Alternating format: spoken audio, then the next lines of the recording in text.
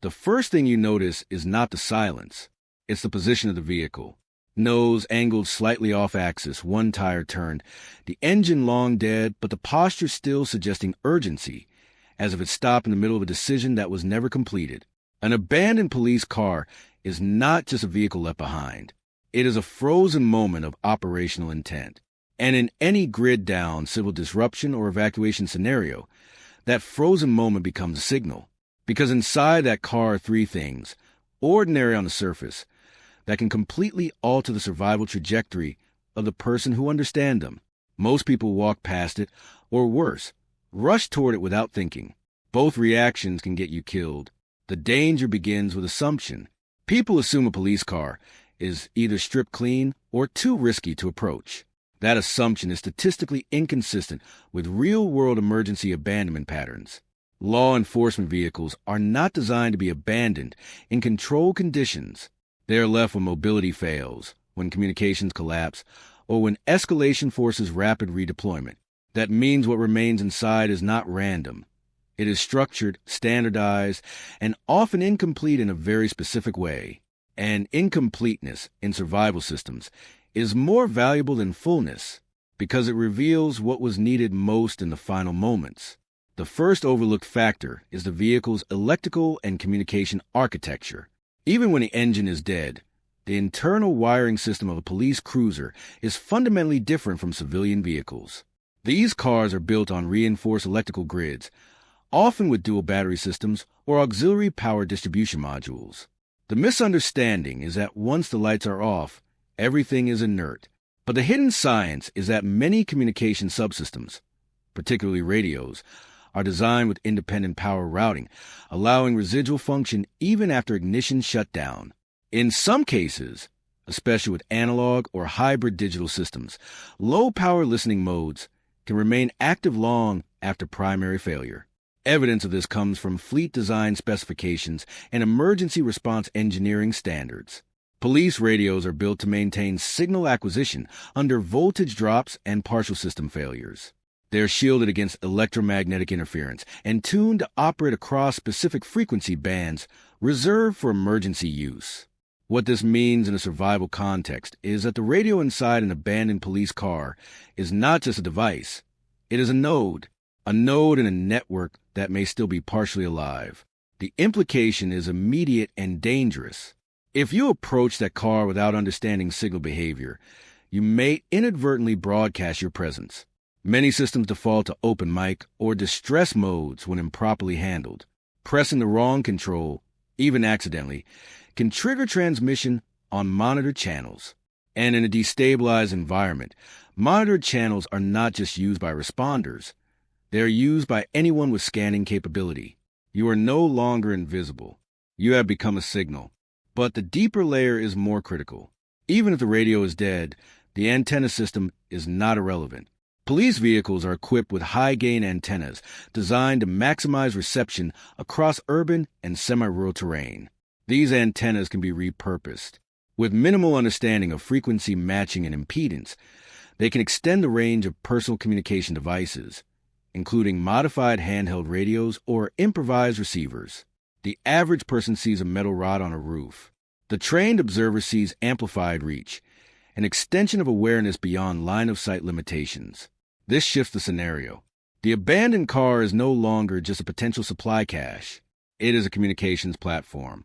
And communication, in any survival hierarchy, ranks above food and water in the short term because it defines decision accuracy. Without accurate information, every movement becomes a gamble. With it, even limited resources can be strategically deployed. The second element inside the vehicle is less obvious but more immediately actionable: the partition storage system. Most police cruisers contain a trunk or rear compartment configured with modular storage units. These are not random collections of gear. They are curated kits based on operational protocols, traffic control, first response, containment, and officer survival. The misunderstanding is that these kits are either fully stocked or completely empty after abandonment. In reality, rapid exit conditions often result in selective depletion. High-priority items are taken. Secondary tools are left behind. This creates a pattern. and patterns can be decoded. For example, medical kits in police vehicles are designed for trauma stabilization, not long-term care. They typically include tourniquets, pressure dressings, gloves, and sometimes airway adjuncts. If these items are missing, it indicates that injury was present at the time of abandonment. That tells you something about the environment you are entering. If they remain untouched, it suggests either rapid evacuation without injury or a failure to access the kit under stress. Both scenarios carry different risk profiles. The hidden science here is cognitive load under emergency conditions. Studies in human factors engineering show that under acute stress, individuals revert to trained behavior patterns but with reduced procedural accuracy. This means that even trained officers may leave behind critical tools if the situation exceeds their cognitive threshold. The absence or presence of specific items is not random. It is a map of stress response. Survival implications follow directly. By analyzing what is left, you can reconstruct what happened in the final minutes before abandonment. Was there a medical emergency, a pursuit, a communication failure? Each possibility changes how you interpret the surrounding environment. You are no longer guessing. You are reading residual data embedded in physical objects. Escalation occurs when multiple abandoned vehicles are found in proximity. This is not redundancy. It is convergence. And convergence indicates systemic breakdown rather than isolated failure. In such scenarios, the value of each individual vehicle increases exponentially because cross-referencing their contents can reveal broader patterns, which tools are consistently missing, which remain, and how the sequence of abandonment progressed. This is field forensics applied to survival. And then there's the third element, the one most people either ignore or misuse entirely. It is not a tool in the conventional sense. It is a vehicle's onboard computer system, often referred to as the mobile data terminal. Even when disconnected from central databases, these systems can retain cached information: maps, call logs, location data, and incident records. The misunderstanding is that without network access, the system is useless. But the hidden science lies in data persistence. Digital systems are designed with redundancy. Temporary storage, buffer memory, and local caching allow operation during intermittent connectivity. This means that even in a fully offline state, the terminal may contain the last known coordinates of incidents, patrol routes, or dispatch notes. This is not just information, it is context. It tells you where problems were occurring, where resources were being directed, and where attention was focused before the collapse.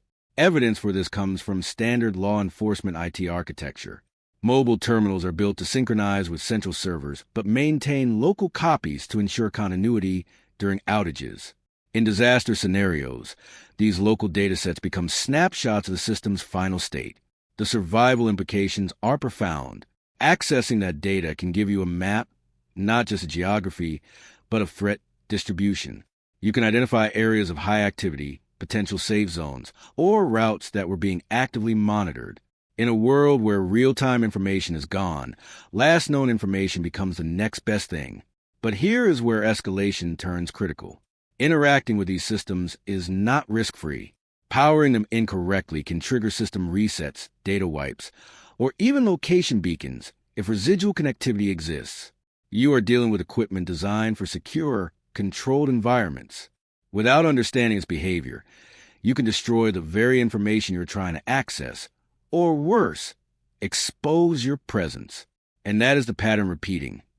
Danger followed by opportunity, masked by misunderstanding, unlocked by science, confirmed by evidence, and translated into survival advantage, if and only if you approach it with discipline. Because an abandoned police car is not just a relic of authority. It is a compressed system of technology, behavior, and decision-making left behind in a moment of crisis. And those three things inside it, the communication system, the structured storage, and the data terminal, are not separate. They are interconnected components of a larger operational framework. Understanding one without the others limits your advantage. Understanding all three transforms a vehicle from a static object into a dynamic resource. But this is only the surface layer. Because what most people fail to recognize is that the true value of these systems is not in what they provide directly, but in what they reveal indirectly about the environment beyond the vehicle. And once you start reading those signals correctly, the entire landscape changes.